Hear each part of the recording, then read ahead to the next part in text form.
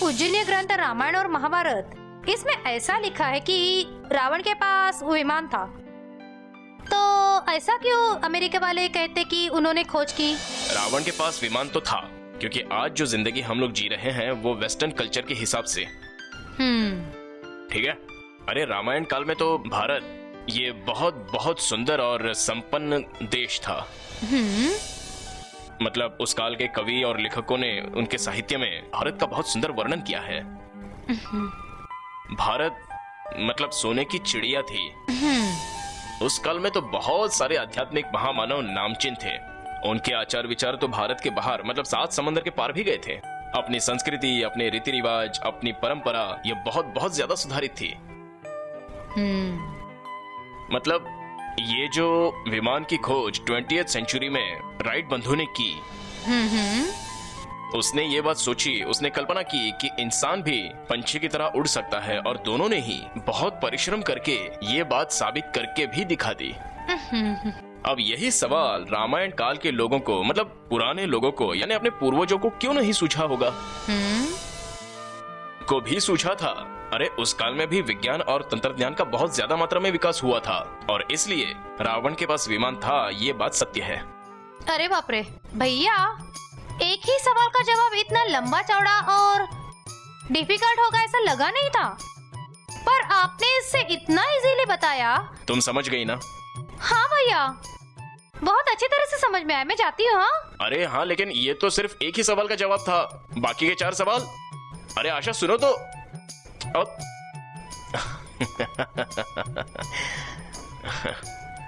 रावण के पास विमान था।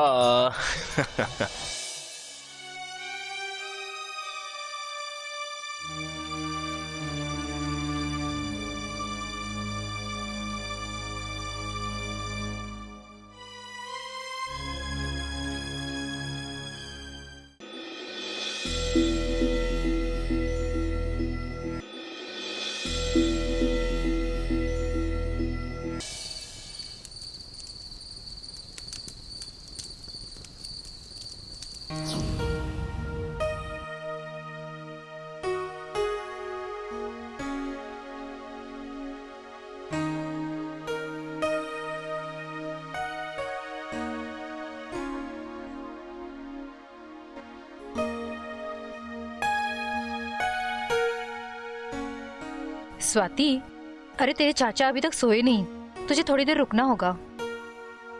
अरे चाची, कितनी देर हो गई? रात के 11 बज गए हैं, अब तक चाचा सोए कैसे नहीं? आप कुछ भी करो, चाचा से छुपाकर उनका मोबाइल मुझे ला कर दो। हाँ हाँ, मैं जरूर कोशिश करूंगी। तुम बैठो। अरे तेरे चाचा किसी से बात कर रहे मोबाइल पर, इसीलिए उनको देरी हो रही है। चाची, चाहिए तो सीमा की मदद लो, पर स्वाति, अरे ये क्या? कितनी तकलीफें सहती हो, खुद को संभालो वरना बीमार पड़ोगी। अच्छा सुनो, टेंशन मत लो। चाची, आप आखिरी बार कोशिश कीजिए, मैं 5 मिनट यहाँ रुकती हूँ। ठीक है, मैं देखती हूँ, मैं जाकर देख के आती हूँ। हाँ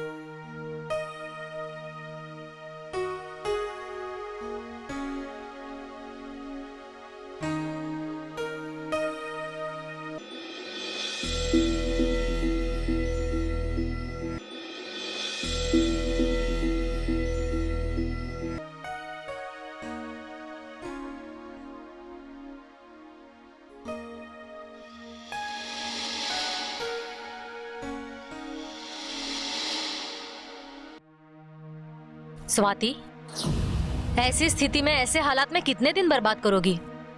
कौन है? कौन बात कर रहा है मुझसे? कौन मतलब? अरे मैं बात कर रही हूँ। यहाँ वहाँ क्या देख रही हो? मन कहाँ होता है पता नहीं है क्या तुम्हें? अपने मन पर हाथ रखो और फिर देखो। अरे इस तरह पागल हो जाओगी। ऐसे कैसे पागल हो जाऊंगी? तुम्हारे ख्यालों में 24 घंटे जय जाधव रहता है। हाँ ये सच है। शायद मैं जय जाधव की ही हो जाऊंगी।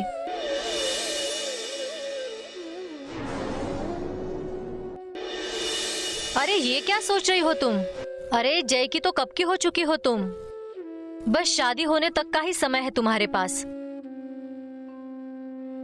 हाँ ये सच है। सच बताओ स्वाति, क्या जल्द से जल्द तुम उस जय से शादी नहीं करना चाहती? हाँ पर क्या? हाँ समझ गई। इसका मतलब तुम खुद से ही डर रही हो।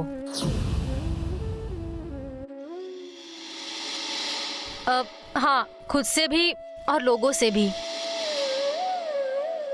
क्यों डर लगता है? लोग कैसे होते हैं तुम जानती हो?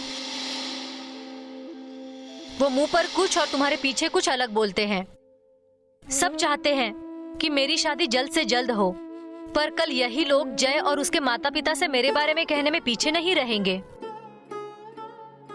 स्वाति जाग जाओ, तुम्हारी चाची आ रही है।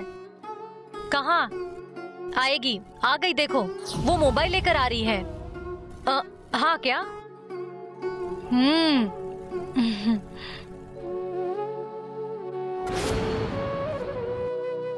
स्वाति, अरे ये क्या? ऐसे क्यों खड़ी हो तुम? अच्छा सुन, इस मोबाइल से और जय के साथ दिल खोल के बातें करना। और हाँ, तुम्हारे चाचा भी सो गए। हाँ चाची, आप सच में मुझे कितना समझती हैं। बहुत हुआ, ऐसा कहने की कोई जरूरत नहीं। अब फोन मिला ना, आराम से बैठ के बातें करना। और हाँ, बातें खत्म होती दरवाजा धीरे से ठोकना, मैं जागते रहूंगी। और बात खत्म होने के बाद नंबर डिलीट कर देना। जैसे कहना कि इस नंबर पे कभी फोन नहीं करना।